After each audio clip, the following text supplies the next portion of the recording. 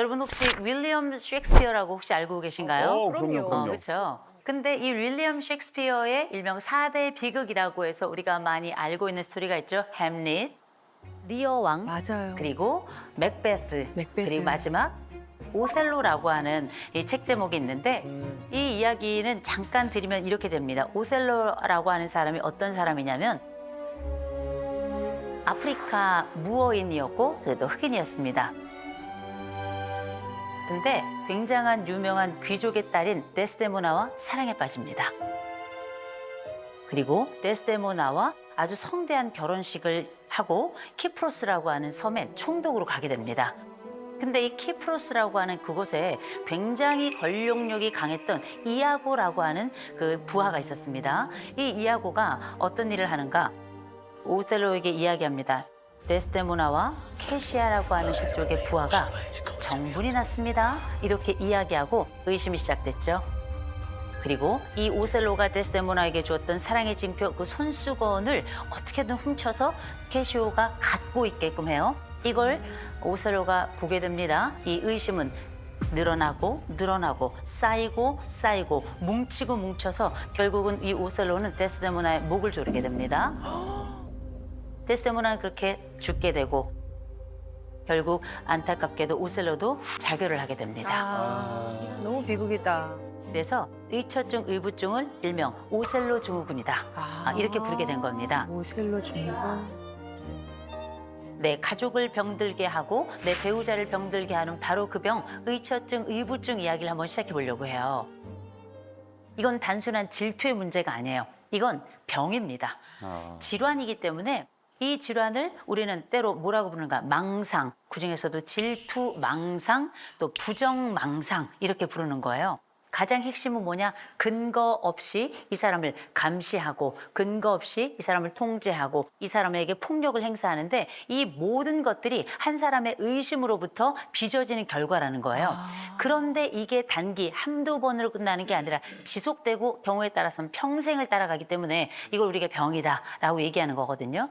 그래서 어른들 말씀하시죠. 의처증, 의부증은 죽어야 고쳐. 이런 얘기 많이 들어보셨죠?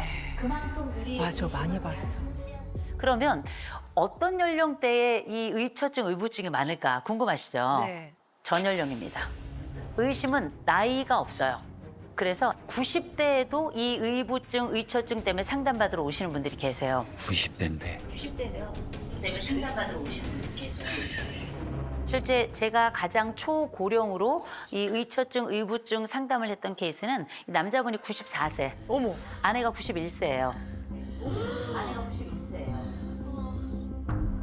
94세인데도 91세 아내를 계속 때려요. 이유는 간단해. 동네에 지역에 있는 영감들 쳐다본다고. 아니, 눈이 있는. 이렇게만 해도. 동네 이장을 포함해서 남자가 넷이에요. 이장만 70대예요.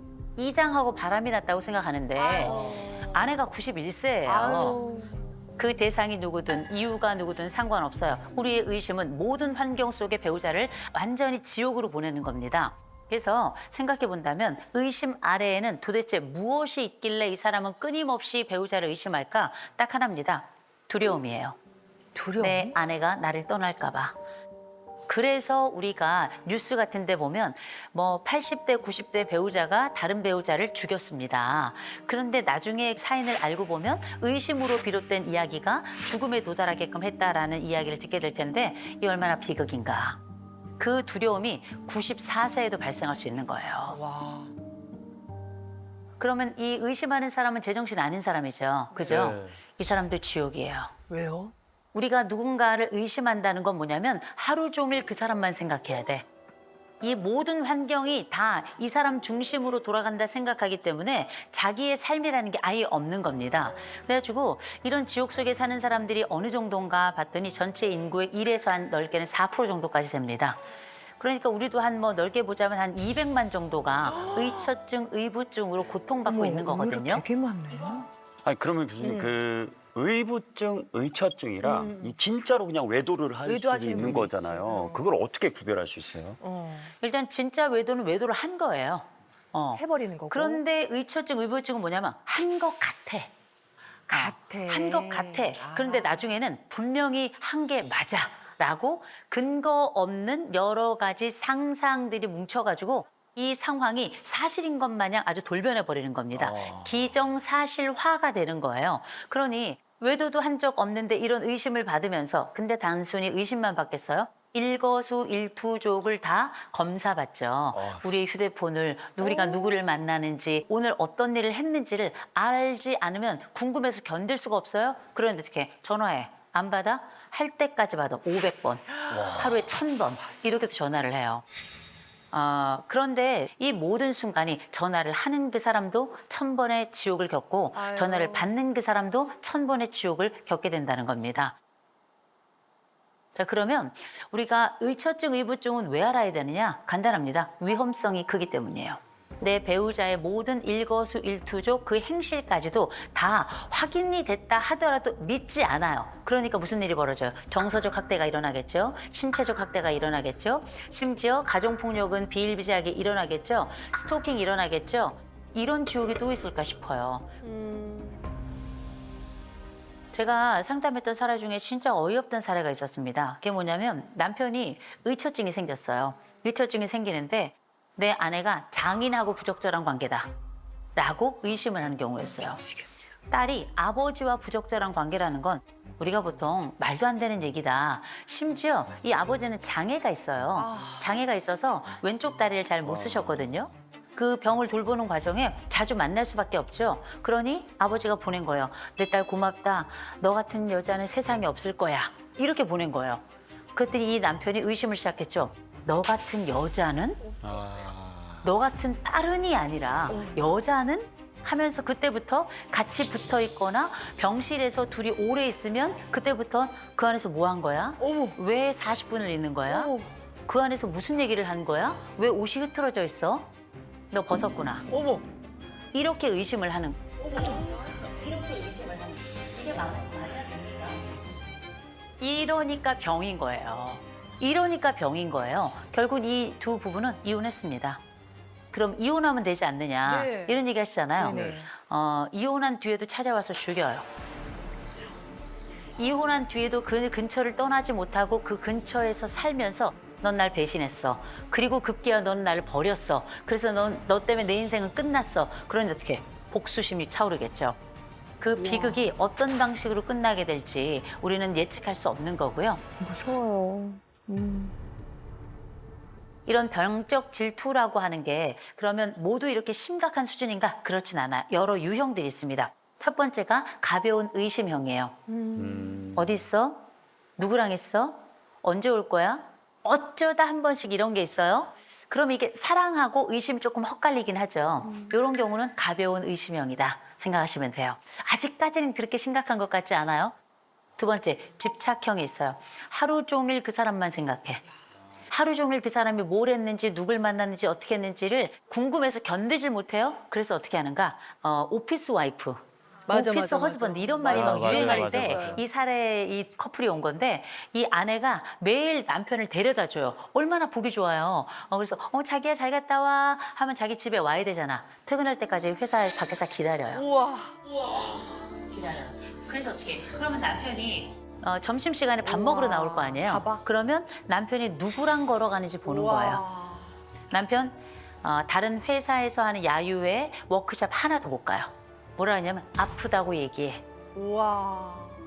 그리고 이성으로서 기능을 한다 싶은 사람들의 연락처는 다 주워. 본인이 다 수신 차단을 해. 이런 정도면 이제 이걸 통제라고 부르죠. 이 남자 주변에 누구도 얼씬하면 안 돼요. 어머. 이런 걸 우리가 집착형이라고 불러요. 힘들겠다. 망상형은 진짜 문제예요. 망상형. 망상형은 뭐부터 시작하냐? 상상부터 시작하는 거예요. 어느 교회에 남자 집사님이 계세요. 조직들이 있는데 그 모임들마다 여성들이 조금 많은 편이에요. 근데 보통 교회에서는 이제 들어가면서 인사하잖아요. 형제님, 자매님. 그럼요. 악수하잖아요. 악수를 뭐라고 얘기하냐면 만졌다. 만졌다. 그 만졌던 그 사람들 중에 몇 명이 그 전부터 교회를 다니면서 야유회를 간 적이 있는 거예요. 야유회를 가서 찍었던 사진이 하나 있는 거야.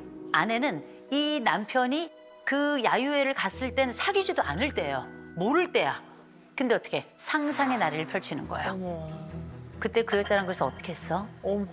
그때 그 여자랑 지금까지도 그렇게 유지되는 거야? 와. 의심과 병리가 뒤섞여서 천국과 지옥을 오가는 상상의 드라마가 쫙 펼쳐지는 거예요. 시간이 지나면 그 드라마는 사실처럼 느껴져요. 와. 그리고 이 사실을 내가 사실이라고 생각하는 이걸 기준으로 해서 추궁이 들어가기 시작합니다. 와. 당하는 사람은 미치는 거예요. 왜냐하면 너의 상상에 맞춰서 나는 대답을 해야 되기 때문에 와. 그 대답이 나올 때까지 그 질문은 계속 이어지는 거예요. 오. 답은 정해져 있는 거거든요. 답정너다. 이 사례보다 더 무서운 사례가 바로 폭력형입니다. 폭력형이라는 건 감시하죠, 도청하죠, 폭력수죠. 그 밖에 모든 다른 사람들과의 관계를 다 끊어놓고 완전히 고립시켜서 내가 보는 시야 안에 없는 순간 한 걸음만 나가면 때리는 거예요. 무서운 정도가 아니고요. 이건 벌써 한 15년 정도 된 이제 상담 사례인데 남편이 딱 아내가 장을 보고 들어오죠. 그러면 아내를 머리부터 발끝까지 하나씩 옷을 하나씩 벗겨요. 거의 뭐 하냐면 머리카락 찾는 거야. 머리카락. 속옷까지 완전히 다 완전히 벗기면서 머리끝부터 발끝까지 이렇게 들여다보면서 머리카락이 다른 색깔 혹은 다른 길이가 있는지 그거 나오면 그날 죽는 거예요. 감옥에 갇힌 것과 다름이 없고 폭행이 있는데 의처증, 의부증에 폭행하는 반드시 성폭행이 들어갑니다. 어머. 그래서 이런 공격을 당한 분들이 10중 8구 차라리 죽고 싶습니다. 라고 얘기를 해요. 그래서 우리가 생각했던 것처럼 가벼운 의심형도 있겠지만 거기에 따라서 엄청난 통제가 있을 수도 있고요. 더 나아가서는 폭력까지 발생하기 때문에 거대한 망상이라고 하는 병이라는 걸 반드시 기억하시라고 그 말씀을 좀 드립니다. 의처증, 의부증으로 상담을 오시는 분들 중에는 제가 본인의 남편과 부적절한 관계라고 이런 생각하시는 분들이 간혹 계세요. 어떡해. 그러니까 진짜 병이다, 짠하다. 병. 어이가 없죠. 아니 근데 상담인데. 이호선이 제 편이구나.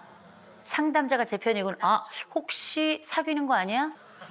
미리 와서 이렇게 서로 간에 입 맞춘 거 아니야? 이렇게 생각을 한단 말이에요. 저를 의심했던 사람들이 10중 8구 부부싸움이 심해져서 결국 경찰이 온 순간이 오죠. 이 경찰도 의심해요. 어머나. 정신과를 가죠. 정신과 의사도 의심해요.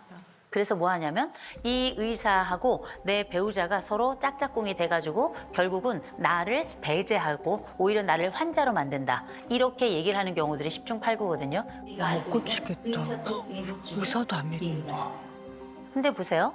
보통 배우자들이 얘기해요. 이 사람 좀 말 좀 듣게 해주세요. 설득 좀 해주세요. 제가 아니라는 걸 좀 이해를 좀 시켜주세요. 안 돼요. 여러분 생각해 보세요. 지금부터 여러분 콜라에 보면 하얀 배꼽 있죠? 네. 아시죠? 귀여워요. 지금부터 배꼽을 생각하지 마세요. 배꼽을 생각하지 마세요. 그럼 배꼽만 생각난다? 그러네. 배꼽만 그죠? 네. 더 하얘져, 지금. 심지어 더 커졌어. 커졌어. 고민이. 그죠? 배만 내가 막 살이 막 얼굴다가. 붙어요. 그죠? 이게 뭐냐면 배꼽 효과라고 부르는 거라 뭔 생각하지 말라 그러면 오히려 더 몰입을 하게 돼요. 진짜 그러네. 의심하지 마세요. 단 한마디도 전 하지 않아요. 의심하지 말란다고 해서 그 사람을 의심하지 않는 게 아니니까. 그래서 보통은 의부증, 의처증은 둘이 같이 앉혀놓고 상담을 하면 안 돼요. 와. 답이 안 나와요. 그래서 각각 5회 혹은 10회씩 따로 상담을 하고 나중에 만나서 같이 상담을 하거든요. 그 모든 상담을 할 때 의심하는 사람들에게 제가 하는 얘기가 있어요. 늘 말씀드립니다. 고통스럽죠. 사랑이 너무 힘들죠. 그러면 열이면 아홉은 옵니다. 진짜 고통스러울 것 같아. 다 나를 의심하는 사람, 미친 사람이라고 얘기하는데 내 스스로 나를 불태우고 있는 이 불의 지옥을 읽어주는 목말라 있는 나를 읽어주는 사람이 아무도 없거든요. 의처증이 됐건 의부증이 됐건 의심하는 사람을 상담자 편으로 이렇게 가져와야 같이 형성을 해서 그 길을 걸어갈 수 있는 겁니다. 믿을 수 있어야 이 사람을 믿고 같이 새로운 선택을 할 수 있잖아요. 그렇구나. 대개 저희가 상담을 할 때에는 의처증이나 의부증과 같은 질투망상이 있을 때는 최소 6개월이에요. 그 최소 6개월 동안 뭘 하냐면 규칙적인 생활은 굉장히 중요해요. 몇 시에 출근해, 그리고 몇 시에 전화해, 몇 시에 퇴근해, 내 오늘의 스토리를 이야기해 주는 거. 이게 일종의 루틴이 되게 하는 건 굉장히 중요합니다. 루틴을 만드는구나. 또 한 가지, 아내나 혹은 남편의 의심이 올라올 때마다 이 사람을 안심시키는 결정적인 문구를 만들어내야 돼요. 안심 문구. 안심 그게 뭐냐? 반복적으로 주어야 되는 확신의 문장을 가지고 있어야 돼요. 그런 얘기하지 마. 난 당신밖에 없어. 무슨 소리야 이 사람아. 뭐 누구 영숙이 헛소리하지 마. 그렇게 이상한 여자를 당신하고 비교하지 마. 이렇게 하잖아요. 참 이상해요. 이 연극 같은 상황이 이 사람을 안심시켜요. 이 적어도 두 가지. 안심을 위한 구조, 생활 구조를 가지고 이 사람이 예측할 수 있도록 하는 거. 그래야 의심은 줄어들고 고통도 줄어든다. 이거 굉장히 중요하다고 말씀드리고요. 또 하나는 우리가 의처증, 의부증이 그 사람에게만 있다고 착각하지 마세요. 내가 의처증이에요. 내가 의부증이고. 그래서 나도 모르게 하루 종일 의심하고 있다면 내 스스로 전문가를 찾아가야 돼요. 이때는 반드시 증상이 시작된 거기 때문에 나 아프구나. 나 지금 뭔가 회로에 문제가 생겼구나. 이걸 스스로 알고 내 스스로 용기를 내어서 요청하시고 그다음에 이건 분명히 치료를 좀 받으시는 게 필요합니다. 그건 내가 사랑한다 하는 그 사람을 위한 것도 있지만 내가 가지고 있는 이 취약해진 의심 지옥 속에서 내 스스로를 구원하기 위한 과정입니다.